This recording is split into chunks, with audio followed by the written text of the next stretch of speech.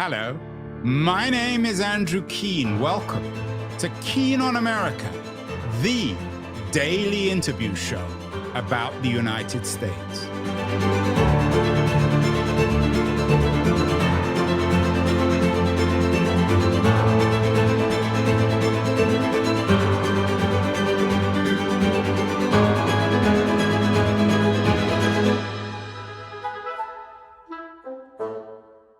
Hello, everybody. As America remains preoccupied with the Middle East and Iran, we may be forgetting an equally important story on America's back steps, its backdoor, Latin America. There was a very troubling report in Foreign Policy magazine a few days ago with the headline, U.S. boat strike campaign is shrouded in secrecy. And that's what we're going to talk about today. We want to unshroud this secrecy, reveal really what's happening with the U.S. boat strike policy. And that has been done extremely professionally by my two guests today. They're both senior researchers at the Washington office of Latin America, otherwise known as WALA. And my two guests have authored an important report on what they're calling this killing spree, American policy over the last year in Latin America. Adam Isacson is the Director of Defense Oversight, and he's the lead writer, researcher in this report, Killing Spree, and he's joining us from Washington, D.C. Thank you very much, Adam. Perhaps you might introduce this Killing Spree report that you've put together. You've authored it with our other guest just below you, John Walsh, who is the Director of Drug Policy and the Andes at Walsh.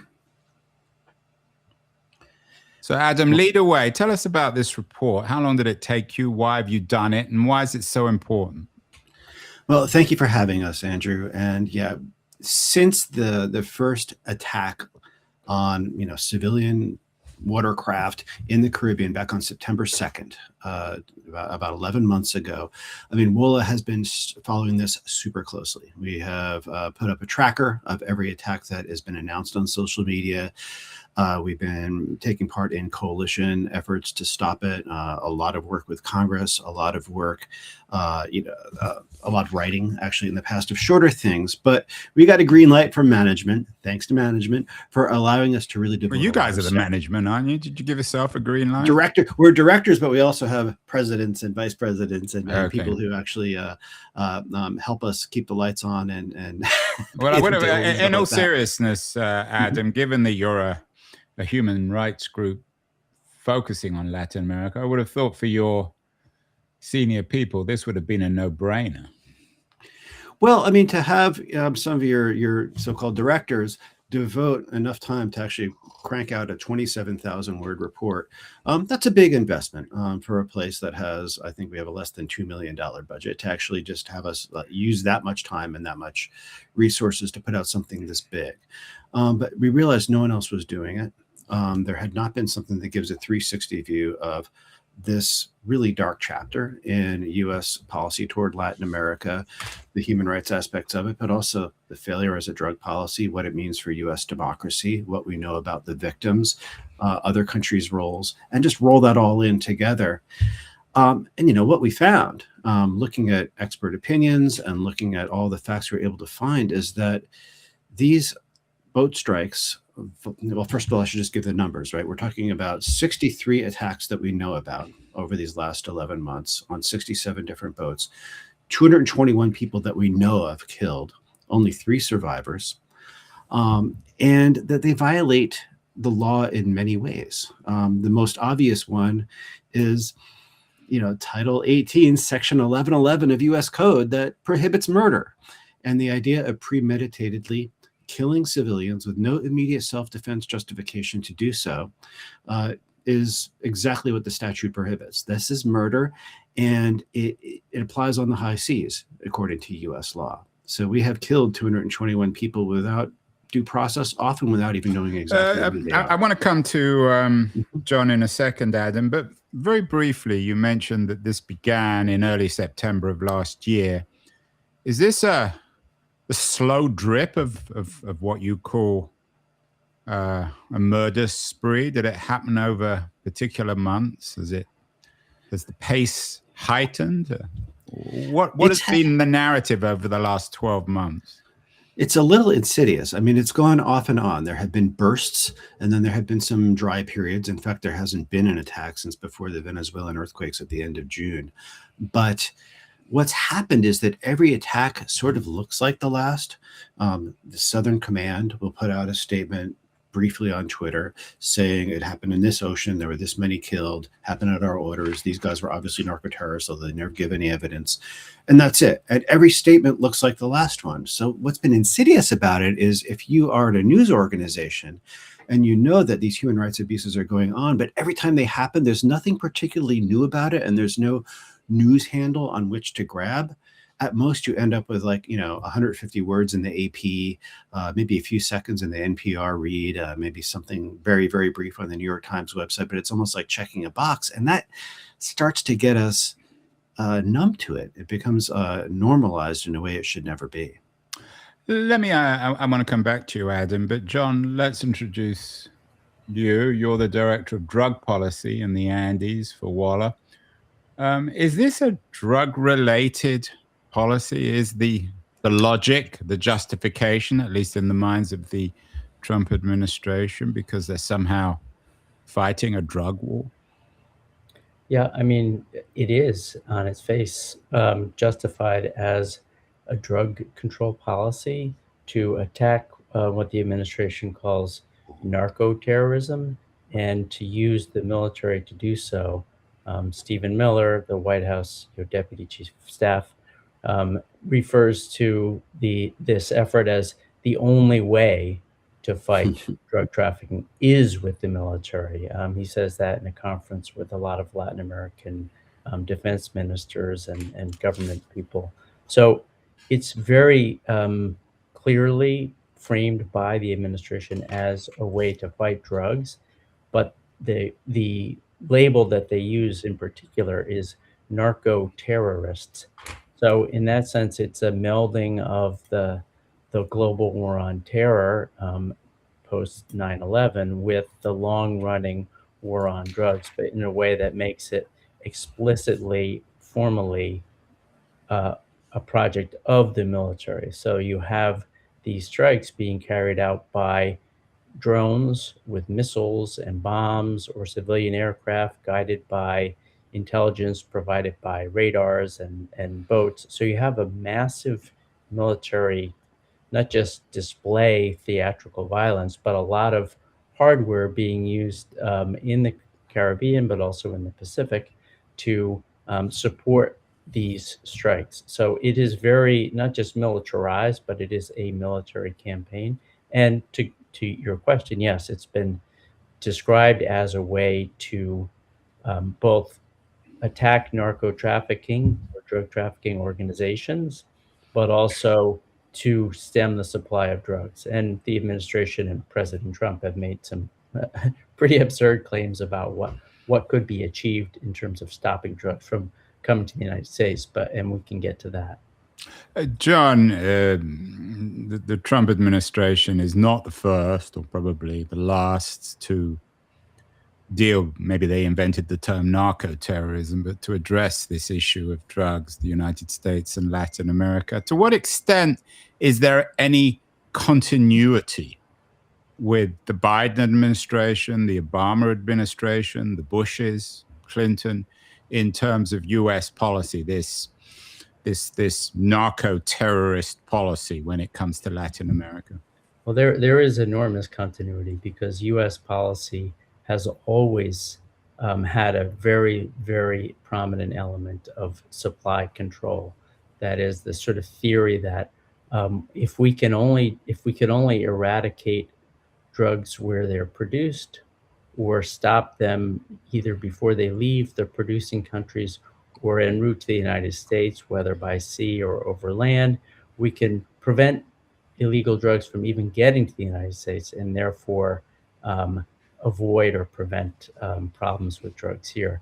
That's never actually been possible to do, but it's a staple of U.S. policy. This particular version of it is builds on a long-standing, since the Reagan administration, role for the military in support of civilian law enforcement agencies, or in the case of the high seas, the Coast Guard. The military oversees the main sort of support for logistics, et cetera, to so this is, in that sense, not new for there to be a military role and for there to be a very prominent interdiction and supply control effort. That said, one of the more interesting statements at the outset of the boat strikes was Secretary of State Rubio saying, along with President Trump, you know what, we're doing this because interdiction, which we've been doing for decades, interdicting drugs with the Coast Guard and Navy, et cetera, doesn't work. It doesn't stop drugs from getting to the United States. Therefore, the answer is to use lethal force at the, without any intermediary steps. We're just going to kill people who we say are smuggling drugs and are part of these networks. It brings to mind the Iran-Contra affair, which maybe we'll come back to in terms of history. Adam, you mentioned Stephen Miller, or one of you mentioned Stephen Miller. The foreign policy piece I talked about features a photograph of Pete Hegseth with Trump. John just mentioned Marco Rubio. How important, in your sense, you're the political guy here in terms of being the Director of Defense Oversight, how important is this policy within the Trump administration? They're obviously involved on all sorts of fronts, in Ukraine, in China, obviously in the Middle East.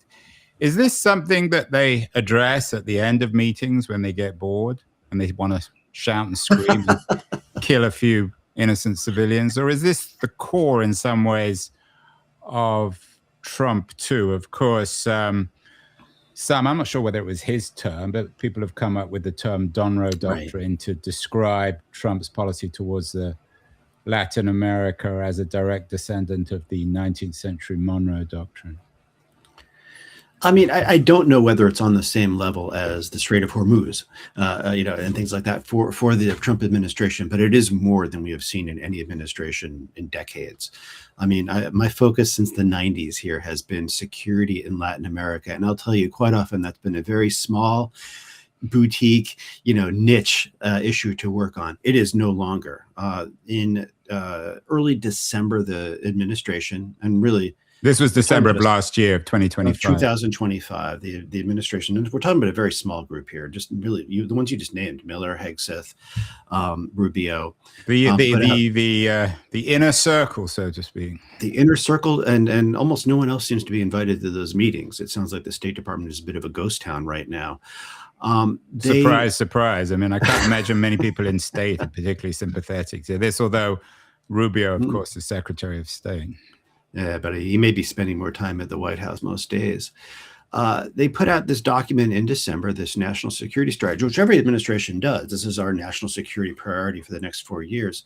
And Latin America is suddenly brought up to first tier, which kind of surprised us too, that this was going to happen. Really, and there's even language that says, the Middle East is, they've got to really start working things out on their own. We can't always be dealing with the Middle East. Of course, 3 months after that came out, they invaded Iran. So I don't know what the heck's going on there. I don't know if anybody does. But for the first time, Latin America is this first tier issue. And particularly, you've already mentioned this issue of narco-terrorism. They're defining or redefining organized crime groups, which are rife in Latin America and a huge problem, as something on a par with Al-Qaeda and ISIS. Cold War rhetoric. And I mean, obviously, much of this is bound up with what you could politely call U.S.-Venezuelan relations and the relocation of a certain Nicolas Maduro. How central is Venezuelan policy and the situation in Venezuela to all this, Adam? It seems like it was a real proof of concept for using the military as their main foreign policy tool. They haven't actually changed the regime in Venezuela at all, but they have changed the behavior of the regime. They've changed the front, the front in a way window. that diplomats really couldn't have done it quite as quickly. But their whole proof of concept here is they call it joint operations. They're pushing on many leaders around the region, some of them willing, some of them not, to allow them to have mainly special forces, but U.S. troops operating on their soil to go after leaders of 24 groups that they have considered terrorist, or really criminal groups that they've considered terrorist, all around the region. Mexico has said no. We cannot have U.S. troops firing their weapons or getting involved in anything that might harm Mexicans. Sorry, but they're pushing. Ecuador has said yes. The new Venezuelan regime coordinated, or at least allowed, a bombing of the leader of the Tren de Aragua in Venezuela in the middle of June. And Colombia and Peru just elected far-right leaders who are probably going to invite the U.S. troops to play a much more intimate role. The difference from like the Cold War, during the Cold War, the United States gave billions of dollars to really abusive militaries around the region. We all know that history. But there were very few examples of U.S. troops actually coming in and firing their weapons in anger. Panama in 1989, Grenada, Dominican Republic in the 60s, but those were brief. The idea of actually having U.S. troops carrying out joint operations side by side, kicking in doors with Latin American militaries is kind of new, and that's what they're pushing very hard to do. And the boat strikes and the Maduro operation were sort of proofs of concept for this. Yeah, and I know your office was actually set up in the wake of the Pinochet coup in Chile in the coup of September '73. So you guys are very familiar with that. That's Adam, let's come back to this issue of narco-terrorism. I mean, it goes without saying that it's an exaggerated, absurd term. But is there a problem when it comes to drugs, illegal drugs, Latin America and the United States? What's your analysis? You're the so to speak, the drug guy here. You're the director for drug policy for the Andes. A couple of questions. Firstly, how reliant on Latin America is the North American, U.S. Illegal drug business? My understanding was a lot of these drugs now are synthetic and they're actually coming from East Asia. Yeah.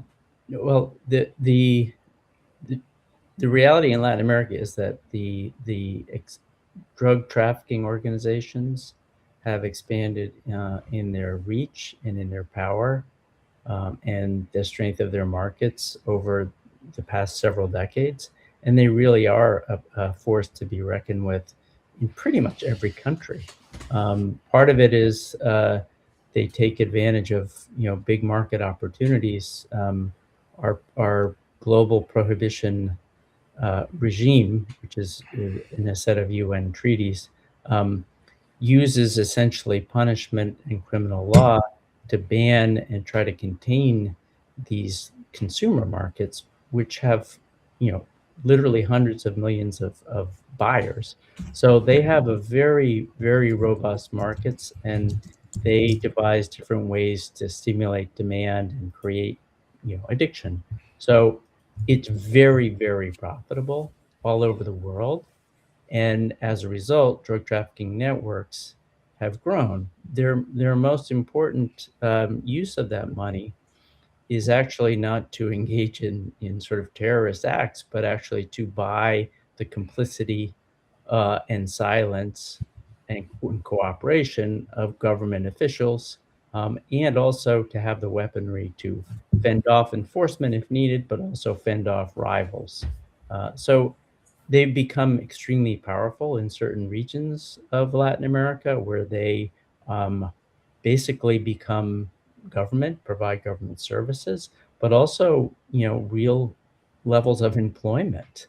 And at the very least, subsistence incomes, but beyond that. So the Latin America's sort of long-standing deficits in terms of weak judicial systems in many countries, very large informal sectors in terms of economic employment means that there's plenty of work to be had in and plenty of money to be made and spread around in the drug trafficking industry. So the United States has long been, because of its proximity, a prime market. And in the case of cocaine, which is really what we're talking about when we're talking about these boat strikes, the Andean region, primarily Colombia these days, but in the past, Peru and Bolivia, what is the primary source of cocaine for the world, and of course for the United States as well.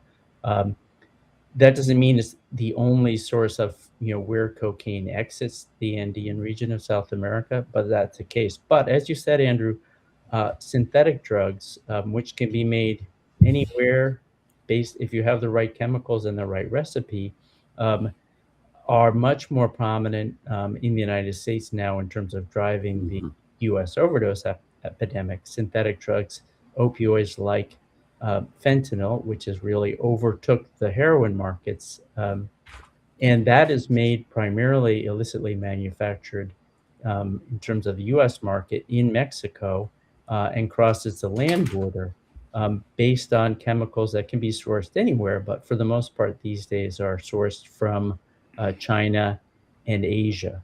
So that is a very different way of making and supplying drugs, and the real advantage that a drug like fentanyl has over even heroin, but even over cocaine, is much more compact and extremely potent.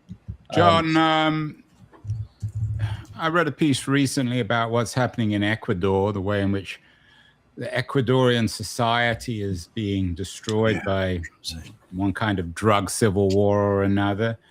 How has this played out? I know that one Ecuadorian prosecutor was assassinated while investigating U.S. boat strikes. Was he assassinated by the U.S. or by someone within Ecuador? I don't think anyone knows the answer, but someone within Ecuador, presumably. But Ecuador has gone in a very quick time span of less than 10 years, even less than 5 years, from a relatively, by Latin American standards, relatively secure and safe country, even in their own estimation of Ecuadorians, to one of the most violent countries in terms of homicide rates in Latin America and in the world. And that has been driven by fights among rival drug trafficking groups fighting for dominance of this lucrative trade. And in large part, that's because the arrival of transnational criminal groups, including from Mexico, and the realization that there's enormous profits to be had in markets in Europe, for instance, and that Ecuador is very well placed, although it might not seem it, geographically. They have very large ports and container shipping industries that go to Europe and other sort of profitable drug markets using. So this is not just a tragedy for the people assassinated, presumably, especially if they're innocent, but also for these societies. Adam, you're the political guy here. Would it be fair to say that, as so often with Trump, the issue is real? It's just the way he's trying to deal with it, which is so absurd and illegal and immoral. Oh, absolutely. I mean, the organized crime, when they say organized crime is one of the biggest threats in Latin America, it's a huge threat to Latin Americans. It kills, it displaces, it forces people out, out of their country and makes them migrate away. It's the number one complaint in polls, how people feel unsafe. It penetrates governments and makes them useless often and unable to govern because they bought off so many people. They extort just about every business, from the street peddler to the five-star restaurant, and even in touristic cities. It is everywhere, and it is a huge problem. Now, the Trump administration's approach, I would say, is wrong in two ways. One, well, there may be more than two, but I'll focus on two. They're focusing on drugs, and John just explained that very well. But drugs is just one income stream. Right now, the price of gold is over $4,000 an ounce, it's possible that they're making more from illicit precious metals operations, digging it up, poisoning the environment deep in the Amazon and elsewhere all over the Americas, kidnapping for ransom, human trafficking, migrant smuggling.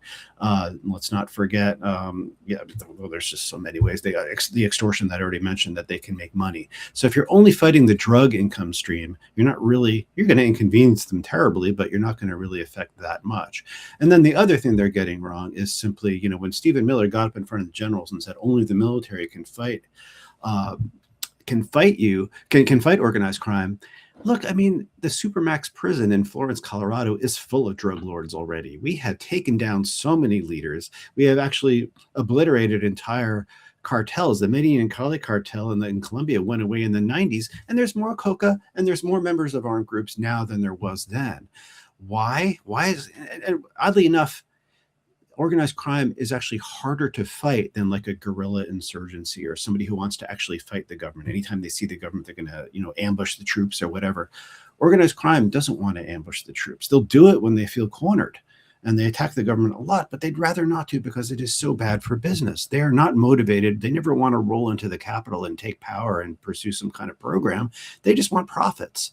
And having to fight a government is bad for profits. It's so much easier to corrupt everybody, from the soldiers at the checkpoint waving people through to the Minister of Finances. Okay, so I take your point. Money laundering. And if you're not attacking that, and you're just doing the military, what are you doing? So you're not the first or last people to criticize Donald Trump and his foreign policy. John, there is, so as we've agreed, or as you guys have laid out, there's a huge problem both for the United States and for these societies from Ecuador, Peru, Colombia, Bolivia, and elsewhere. What should, ideally, the Trump administration do? Given that they're conservatives, they're not going to just pick up their phones or come down to your offices at WOLA and tell you guys to go over there and fix it. What realistically could we hope from them that would be more credible and less outrageous than essentially assassinating 221 people without any clear benefit? Well, I don't know how realistic this would be, but if they really wanted credit for making a difference in Latin America and also making a difference in the United States, in terms of the real harms of drug addiction and overdose, et cetera, is they wouldn't tear away the public health infrastructure and support for people suffering with addiction. That should be a nonpartisan issue. That should in the United States, not in Latin America? In the United States. That's job one, is sort of get our own house in order. And this is something that affects every single community. It's not a blue or red issue. It's not blue cities or anything like that. So unfortunately, the Trump administration and the GOP Congress have torn away at that infrastructure, have massive cuts to the Medicaid program, which is the first payer for substance use. So that is a massive own goal, in a sense. And if the administration wanted to show real progress and build upon the positive trends that we're seeing for the first time in decades, which is a reduction in overdose deaths, they would sort of restore that money. In Latin America, if the Trump administration, now President Trump, I don't think he cares about law other than using it as a weapon for his opponents and to, safety for his friends. But if they really believe in sort of bringing law and order, they should fortify the justice systems, the prosecutors, the public defenders, the courts, everything that has to do with actual justice rather than murder. All right. So what they're doing is stoking more violence in a way that supposes that there's another sort of military out there, and they're arguing that we are at war with these cartels. But if you look at it on the ground in any particular country, criminal groups are part of communities. So there's no way to reliably distinguish other than investigations, evidence, law enforcement, and then, if you have a culprit, to bring them to trial. To just murder people and actually at the same time destroy any evidence that there may have been that you would make a case with is just ludicrous. So it's the exact opposite of what a serious effort would mean. Now, is that a realistic thing to suppose for this administration, which seems sort of, so interested in and sort of smitten by this theatrical violence that shows we're strong, and so I think it's something that the administration should do, but I'm not going to hold my breath that they will do. Yeah, I wonder whether they all spend their time in the White House rewatching Brian De Palma's Scarface and enjoying the violence and all that. Adam, if what you're saying is true and that these 221 people have been killed on the high seas as a consequence of Trump, Hegseth, Rubio, and above all, Stephen Miller, what's likely to be the legal consequences of all this? I sometimes wonder about the murder of the entire Iranian leadership, which doesn't seem to be getting as much coverage perhaps as it should. Are these guys going to turn into Netanyahu? Are they not, once Trump's out of office, the Democrats are hopefully back, are they going to be able to travel around the world, or is the International Court of Justice, is it going to be after these guys? If the International Court of Justice still exists after the Trump administration, and if the U.S. justice system has completely failed to hold anybody accountable, which could happen because of Trump's pardon power and things like that, then here's what could happen. If the United States is not party to the International Criminal Court, so we don't recognize what they do. But if the United States can be found to have destroyed any boat that was registered in any of those countries and killed innocent people, or even non-innocent people, they have effectively staged an unprovoked attack on the territory of that country. And that country would be within its rights or the victims to actually bring the case to the International Criminal Court and get a prosecution against officials in the Trump administration. And yeah, it would be hard for them to travel if there was suddenly a notice saying that these people had to be taken in and go face justice at the ICC. They might be stuck in the United States. And what's the chance? I mentioned Iran-Contra earlier, which didn't bring down the Reagan presidency, but certainly tarnished it. It was ongoing. It became rather boring from what I can remember between 81 and 86. How likely would the Democrats actually pick this up if they come back to power and say this administration has been behaving illegally overseas in the murder of innocent people, and that somebody has to be liable? Well, if we have anything to say about it, they're going to be super likely, but we don't always have anything to say about it. I don't think, unfortunately, you will be. But I mean, are the Democrats beginning to talk about this?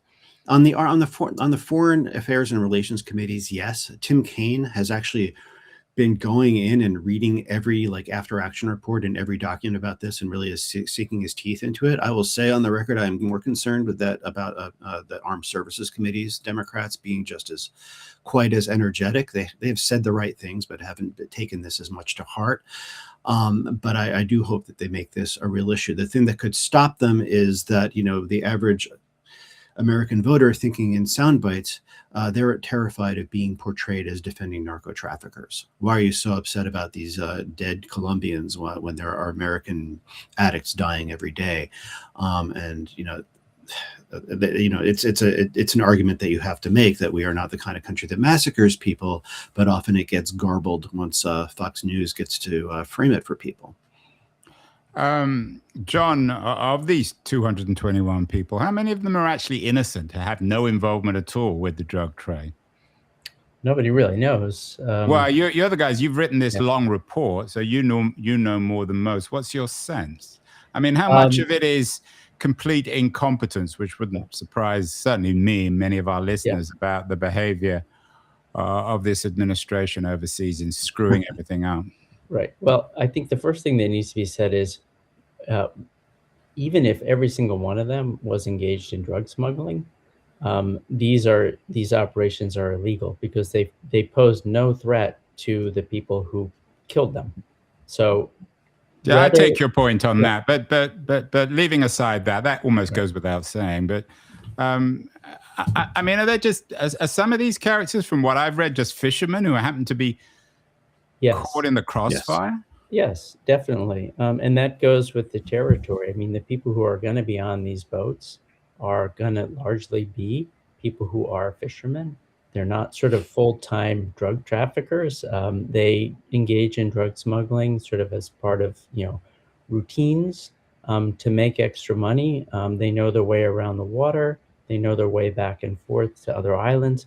They'll bring people over for seasonal work. They'll bring migrants back. They'll have friends. They'll have relatives. The people on these boats may, occasionally be or, more regularly engaged in drug smuggling, but it's not the only thing they do. These communities are fishing communities. So it's to be expected that they will be sort of a mix of people on the boats. And for the administration to say, basically, everything about this is secret. We know what we're doing. Trust us. I think this administration certainly does not deserve any benefit of the doubt in terms of trust about their information and intelligence. And Adam really dug into that piece for our report, and maybe he wants to say more about that. Sure. I mean, what we know about the victims, and it's been hard to get information about some of the victims because they do live in areas that are dominated by organized crime. People are afraid to come forward. They don't want to end up like that prosecutor in Ecuador. Or they're in countries that are run by authoritarian governments like Venezuela. But what we've been able to discover from a few dozen cases is that a big chunk of them were indeed fishermen or migrants or human trafficking victims. More often than that, though, well, actually, I should just say on the fisherman thing or people who had just gone to get work and were passengers, there is a case in Boston District Court right now where the families of two men from Trinidad are suing the United States to get reparations for the death of their relatives, who they say had nothing to do with the drug trade. There's a case in the Inter-American Commission for Human Rights of a Colombian fisherman's family trying to get some recognition of what was done to him. But probably a bit more often than that, were what John said. First of all, we're talking about the lowest link in the chain. It's like killing a street corner drug dealer and thinking you solved the drug problem. Or it's people who were just crewing a boat that one day that boat is taking fishermen, one day that boat is taking passengers, one boat that is taking a small amount of cocaine or marijuana. And I've been on boats like this in Latin America pretty frequently that look like the ones in the videos because there's no roads. That's how you get from one coastal town to another. I mean, it's pretty common. And so you got to watch for that. There's, from what we've seen, there was one guy who was a local drug boss. He wasn't tied. In fact, he had his spats with some of the major groups that the United States considers terrorists, but he was definitely dirty and was involved in a lot of shipments. But for the most part, it was just like kids given a couple $100 to run drugs once or to run fuel to the boats that were actually taking the drugs who have been killed. Thinking, Adam, more broadly, we still have 2 more years of this administration. There was, of course, the Bay of Pigs invasion back in 1961 that shaped U.S. policy in the Caribbean for generations. Currently, there's an embargo, if that's the right word to use, a U.S. embargo on Cuba. Cubans now are sleeping on the streets because of the blackouts and the summer heat. Could all this be a prelude, do you think, to a broader war? I mean, obviously there was the invasion of Venezuela, or the coup in Venezuela.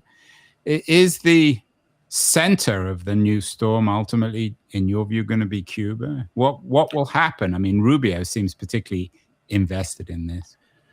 I mean, it's hard to play probabilities right now. I think it would have been more likely if they didn't get so badly bogged down in Iran, but it is still possible, very possible that they might try something in Cuba. I mean, certainly President Trump has hinted on it on several occasions. Rubio has definitely been putting the screws on Cuba every way he can. Politico reported this week that there has been an increase in intelligence assets devoted to Cuba in recent days. But I don't see yet the naval vessels massing or the assets moving around Cuba. The emphasis for now, at least, seems to be on these joint operations with willing militaries and willing countries.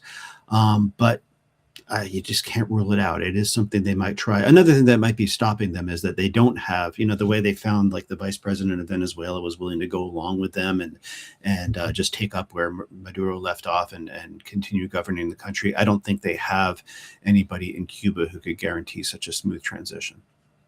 So let's wrap up, John. I mean, 221 people killed obviously is a terrible tragedy, especially for them and their families.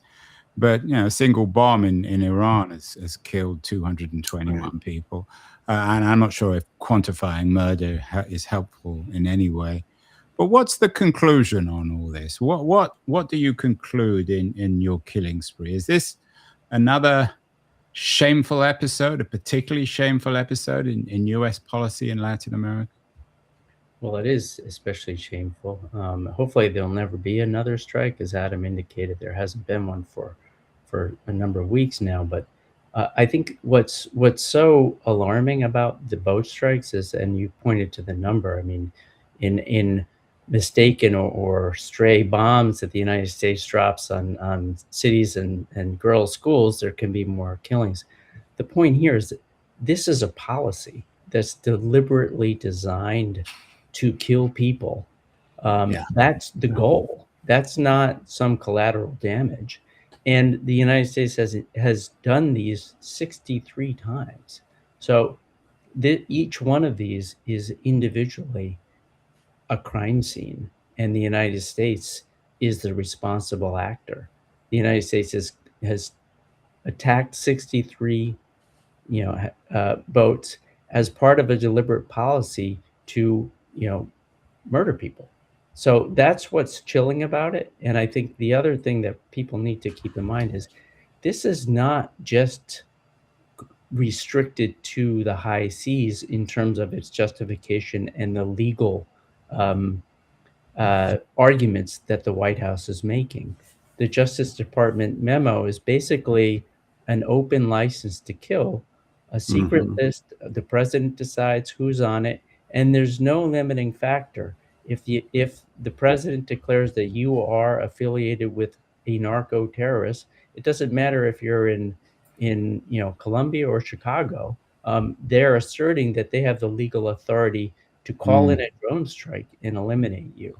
So I think Americans need to take heed that this administration, which is not shy about talking about bringing the military to confront the enemy from within, something that President Trump has repeated time and again, and he and Hegseth, drummed into the military when they brought the brass all together last September in Quantico. So I think we really need to take this seriously from the point of view of what is the Trump administration trying to create in terms of a vibe about a threat, and the tool is the military and lethal force, not just overseas about people that the administration wants to keep nameless, faceless, and invisible, but here on U.S. streets.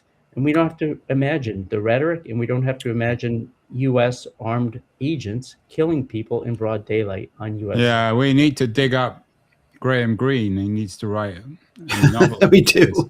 I mean, it sounds like a bad Green novel. Finally, Adam, you mentioned that you needed approval from your bosses at WOLA to write this thing. I'm guessing it's been quite controversial. One of the things they probably needed to think about was the consequences. In terms of writing this report and in the research and publication, a lot of concern about the fate of American democracy. This might turn into one of those Watergate-style scandals where your report might be used in the long run to bring down an administration or prosecute war criminals. Have you had any issues or problems with publication? Oh, no. And in fact, management wanted us to be as aggressive as possible, as truthful, credible, and aggressive as possible in this. It was more like, can we spend the resources that it would take to have, two of their senior staff work this long on it? And we decided, yes, let's pour it all. How long did it take you to write? Well, 27,000 words, probably at least half of my time, and for about 6 or 7 weeks. You should have used Claude. or OpenAI could have done it in a few minutes. It would have been I'm a much joking, more of boring course. report. Yeah. But no, my question was really in terms of the response of, I mean, I don't suppose Trump No, or I don't- yeah. Hexeth or Rubio will have read this, but has there been any response from the administration? Do you fear that, or do some of your bosses perhaps fear that they'll be revengeful? They don't seem to like their enemies, these people, very much. You know, it doesn't keep us up at night, but, you know, I mean, it's always a concern that the bigger fear is this, you know, lawfare, that they will go after us with something frivolous that will bog us down. You know, if I spent half of my time for 6 weeks writing this report, I could spend half of my time for 6 months just being dragged through, you know, through some sort of weird litigation or dealing with Jeanine Pirro or, you know, I think she's and having otherwise to pay occupied lawyers, at the moment. even if we're obviously not guilty. I mean, but that's the fear of every and journalistic or human rights or other organization that's doing its job correctly right now. And that's just the price you pay. And so far it hasn't come down on most of us, but it's not a reason ever to be silent. Well, you guys are doing your job at WOLA, your human rights advocacy for the Andes, for Latin America. And it's important business, an important document. It's out. I mean, we can all read it online, right? Killing Spree. Do you have to pay for it? No, absolutely not. So it's free, even better. You can read it online. If any American is concerned with the behavior, the extrajudicial, if that's the right way to describe it, a euphemism to describe. I mean, it's not narco-terrorism, but some people might argue it's a form of terrorism. Anyway, it's another stain in America, and it's to make it right. How people are thinking about it in the world. Adam Isacson and John Walsh of WOLA, thank you so much, and thank you for writing this report. Andrew, thank you for having us on. Yeah, thanks a lot, Andrew. Hi, this is Andrew again. Thank you so much for listening or watching the show. If you enjoyed it, please subscribe. We're on Substack, YouTube, Apple, Spotify, all the platforms. And I'd be very curious as to your comments as well on what you think of the show, how it can be improved, and the kinds of guests that you would enjoy hearing or listening to in future. Thank you again.